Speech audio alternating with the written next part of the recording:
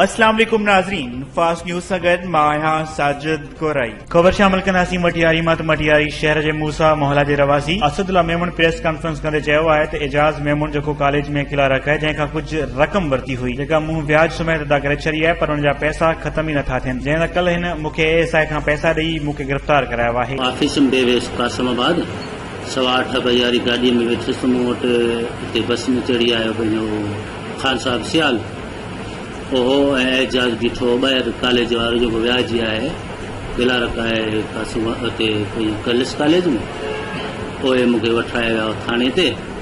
उते वठी मूंखे माना मोबाइल ऐं पर्स वठी मुंहिंजा रखी छॾियो पाण वटि ऐं मूंखे ॾाढो तशदुद बि कयऊं, टार्चर बि कयऊं, जॾहिं त मूं वटि हुनजो को बि हिसाब किताब न आहे एजाज़ मेमन जो। उनजो व्यवहार थोरो घणो हूंदो असांजो पाण में व्याज जो।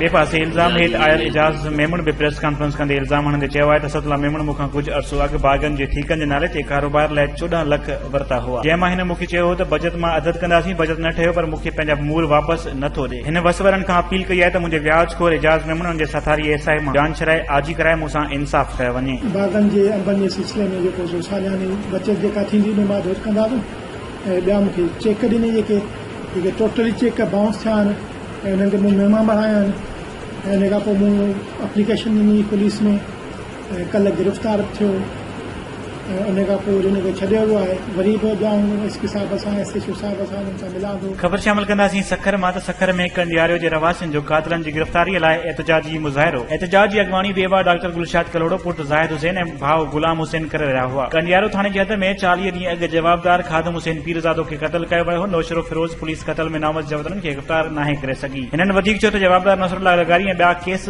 तां हथ खणण लाइ मोतमार धमकियूं ॾियनि पिया। हिननि IG सिंध, DIG शहीद बेनज़ीराबाद, SSP नौशरो फिरोज़ नोटिस वठी इंसाफ़ ऐं तहफ़्फ़ुज़ फराहम करण जी घुर कई आहे। ख़बरुनि ऐं न्यूज़ अपडेट्स लाइ ॾिसंदा रहो फास्ट न्यूज़।